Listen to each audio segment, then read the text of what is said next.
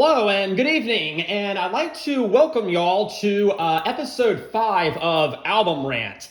And tonight I would like to tackle, for the very first time on this channel, Australian hard rock group called AC/DC, who originated in the early 70s by lead guitarist Angus Young and his brother and rhythm guitarist Malcolm Young. And they had a very wide revolving door of group members for lead vocals, the bass, and the drums until they finally found a competent lead vocalist with Bon Scott, who would go on to become an absolute legend until his tragic passing in 1980. But what I want to do is I want to look at one of their very early releases. And I gotta be honest, I'm not sure whether to call this their first album or their second album. You could even call this their third album, depending on how you look at it. It's really kind of complicated because what the record companies often did is they originally released the albums in their native land of Australia.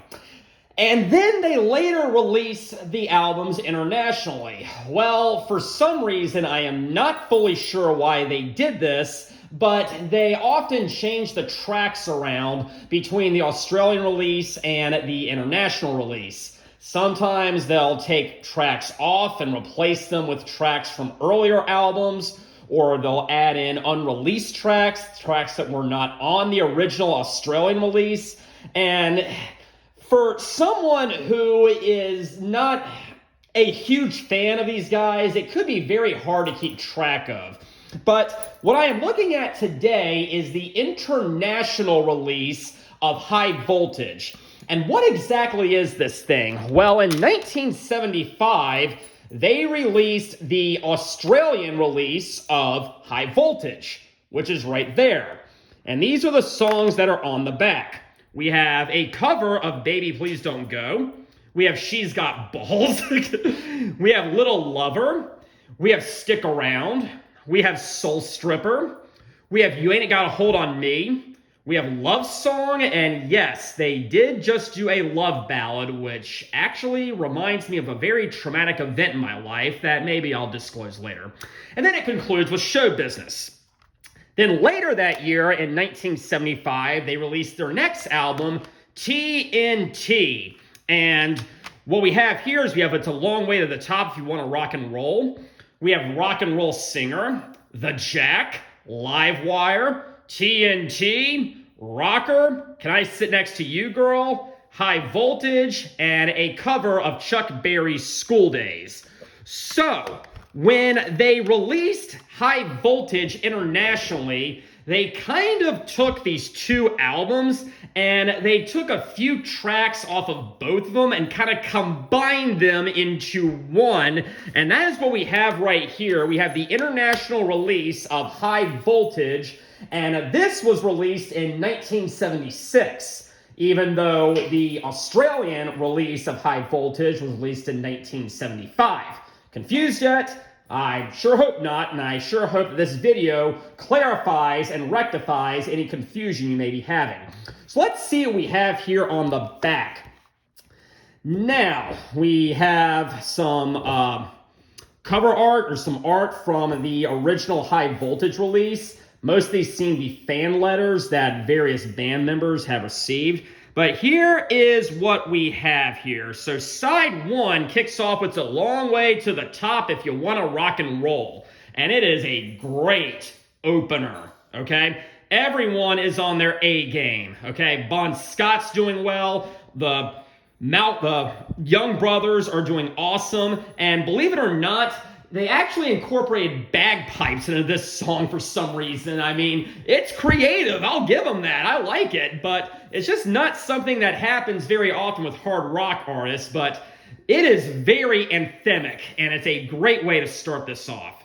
Then we have Rock and Roll Singer, which basically is about a guy who's deciding whether to be a 9-to-5 businessman or, well, as you guessed it, a rock and roll singer. And I bet you can guess what he chose. Then we have the Jack. Interesting story about the Jack. The lyrics, the original lyrics, were very profane. Well, let me back up.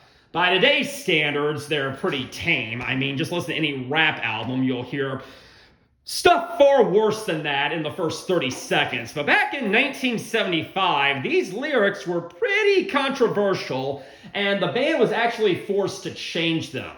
They still covered the same subject matter that the original lyrics did, but they made things a lot more subtle. I'm not sure which set of lyrics I like better, but on the live releases in which the Jack is performed, they do perform and they do sing the original lyrics. And that was with Bon Scott and his replacement later, Brian Johnson. They sing the original lyrics that were rejected and censored by the record company. Kind of a shame we never got a studio release with those original lyrics, so I consider the live version off their first live album, If You Want Blood, You've Got It, I consider that to be the official version. And then it kicks off with Livewire, which is a little bit slower, but still pretty good. But if I had to pick a favorite from side one, it's a long way to the top if you want to rock and roll. It does not get any better than that. But then we move to side two, and we have TNT, which I gotta say, I'm getting a little sick of hearing it. Funny story about this. I used to work at a pool back in my college days, and they insisted on playing the radio every single day. Well, I do not like listening to the radio. I like being master of my domain, and I like controlling what it is I hear. I mean, they played artists that I like, but the thing is, they would pick 6 or 7 songs that I guess received mainstream appeal, and they would just play those nonstop and nothing else. And I'm like, come on, there's other stuff this band has that I like. It is a good song, but I gotta admit it's a little overplayed. I'm a little bit tired of it.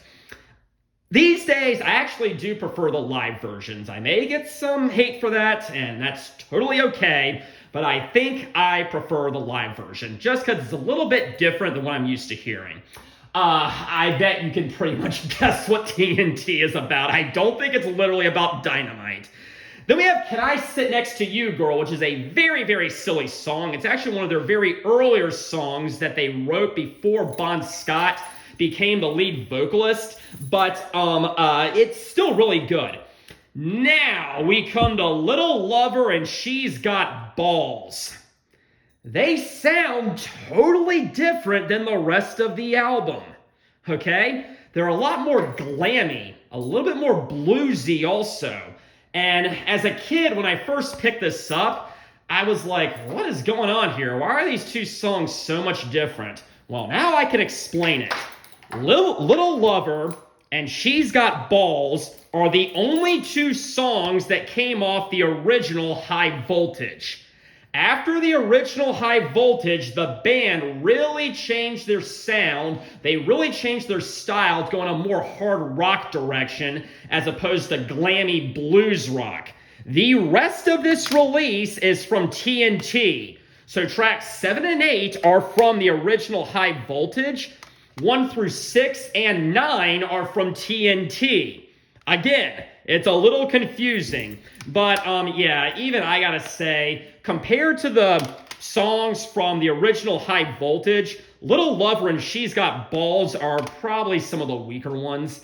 But then it concludes very well with the song High Voltage, which was not originally from High Voltage. It was originally from TNT, but it's also very anthemic, and they still play that a lot in concert.